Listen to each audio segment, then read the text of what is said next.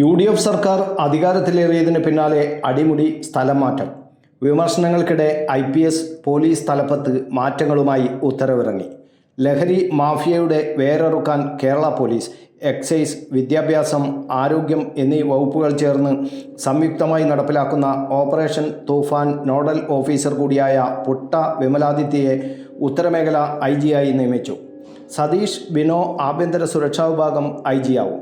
Kannur range DIG ആയി K കാർത്തികിനെ നിയമിച്ചു. Thrissur range DIG ആയി T നാരായണനെ നിയമിച്ചു. നേരത്തെ കണ്ണൂർ റേഞ്ച് DIG ആയി T നാരായണനെയായിരുന്നു നിയമിച്ചിരുന്നത്. നാരായണന് അസൗകര്യം അറിയിച്ചതോടെ ഇത് പരിഗണിച്ചാണ് മാറ്റം. തൃശൂർ റേഞ്ചിലേക്ക് മാറ്റിയ തിരുവനന്തപുരം കമ്മീഷണർ കാർത്തിക്കും നേരത്തെ അതൃപ്തി അറിയിച്ചിരുന്നു. തിരുവനന്തപുരം DCP ആയി ഷഹനാഷ KSനെയും നിയമിച്ചു.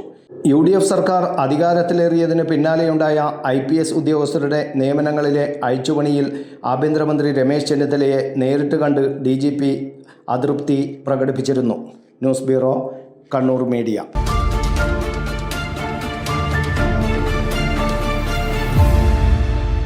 ശരി, പറയും എന്താ ഇങ്ങനെ പ്ലാൻ?